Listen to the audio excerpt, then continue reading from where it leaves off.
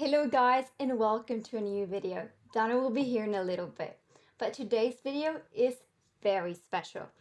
At least it's very close to our hearts.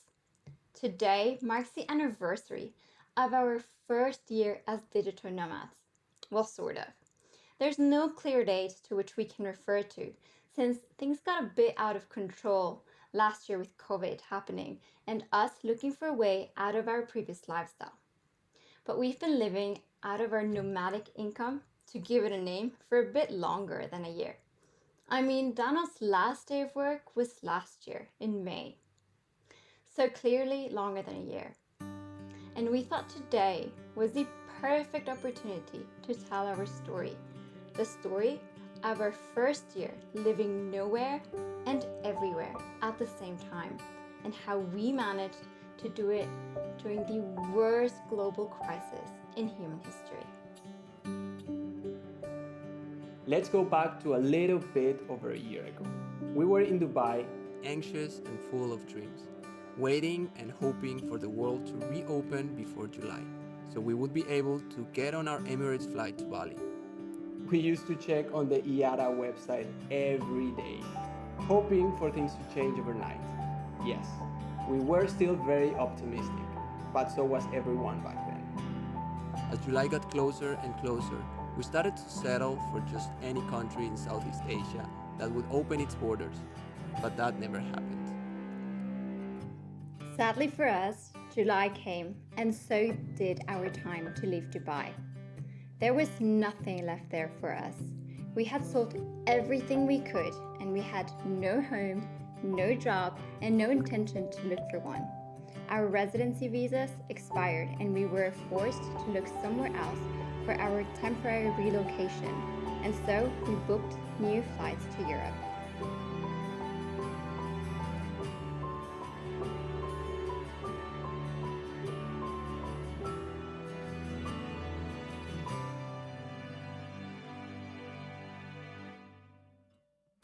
We are now in July 2020, and we found ourselves in a Europe that was feeling kind of normal. Traveling within the EU was allowed, wearing masks was recommended but apparently not mandatory, and businesses were operating kind of normal. During the first days, we felt quite like strangers in this strange free world. Anyways, our time in Europe was both a blessing and a curse. Not many people would understand this, but with us being travel content creators came an obligation to do that: travel and create content, even when we should have been saving. It wasn't easy to see our savings account get lower and lower, but we felt like we had an obligation to invest in our future, and this, Pili and Dano, is our future. We spent a glorious summer walking the streets of Dresden and discovering its amazing vegan cuisine, hiking the beautiful mountains of Saxon Switzerland in Germany, enjoying memorable sunsets and sunrises, and falling in love with the incredible and unique sights in Malta. It was shortly after this trip where we were finally reunited with Mia, who was brought to us to Europe.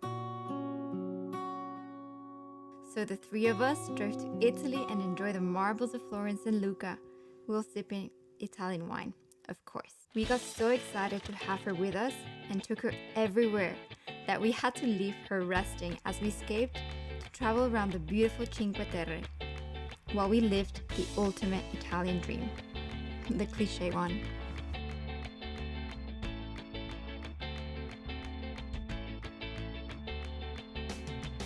Europe was so great, so beautiful, so normal that we booked one more trip: Greece.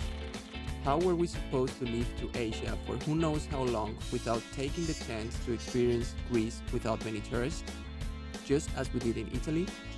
This time, Mia had to stay as we traveled around Greek islands, enjoying their diversity, their uniqueness, and their amazing food.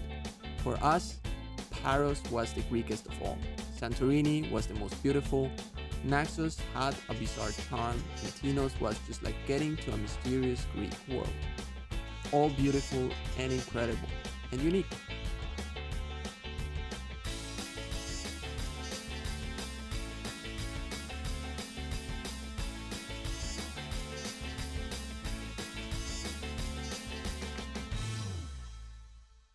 back home in Germany, money started to become an issue, and we had to make a call.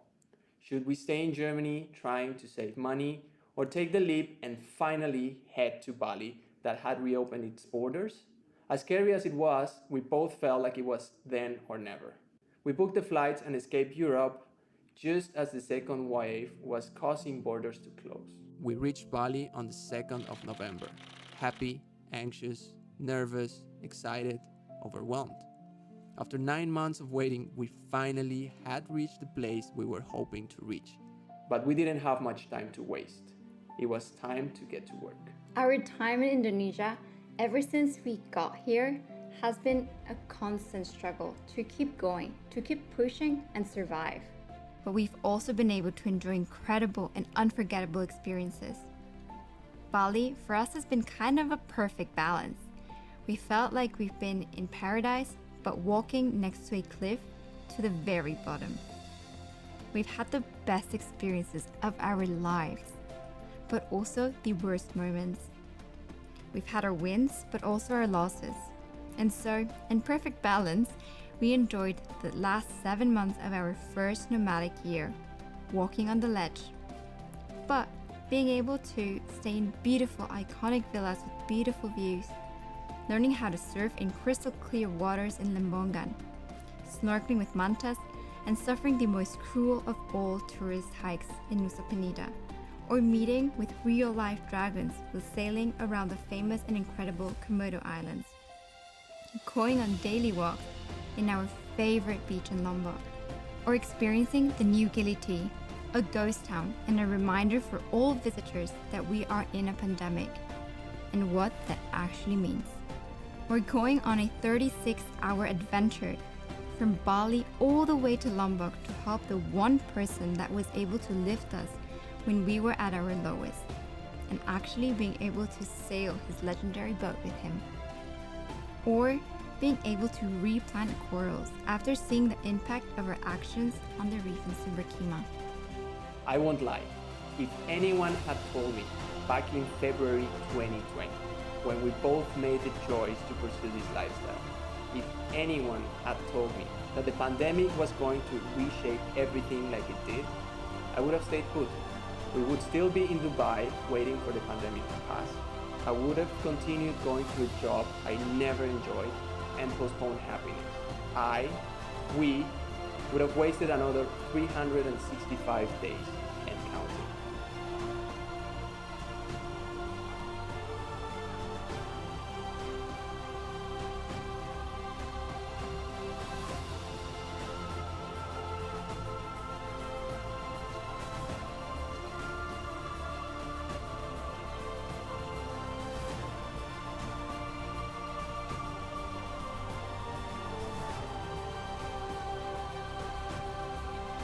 We made our lives more difficult by chasing this life. Our days are now full of struggles and our future is more uncertain than it has ever been. And yet we are happier than we have ever been.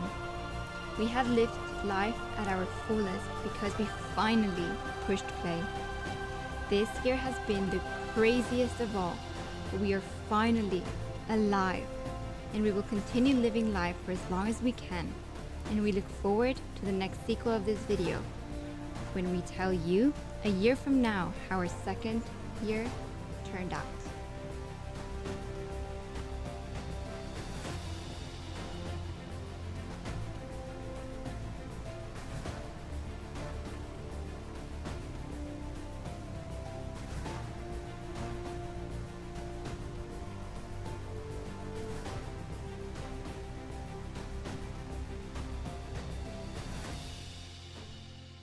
Okay everyone, thank you so much for watching this video. Thank you so much.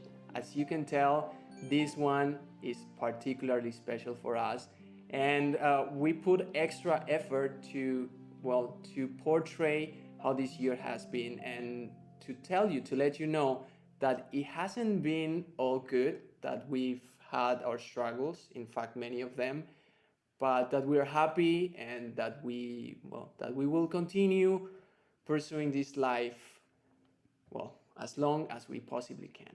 We don't regret any of this. When we pushed play to start living our lives the way we live it now, is when, I don't know, it was like this bundle of joy. And no matter where you are, what you're doing, you too can press play to your life and enjoy it. Thank you so, so much again, guys, for watching. If you like our videos, the biggest way you can support us is by liking, sharing, and commenting, and subscribing to our YouTube channel. And by watching this video as many times as you want, but also the next one and the next one, and all the videos that we put out there, because we truly believe that we're doing something special and we want to open the doors for everyone that is coming after us.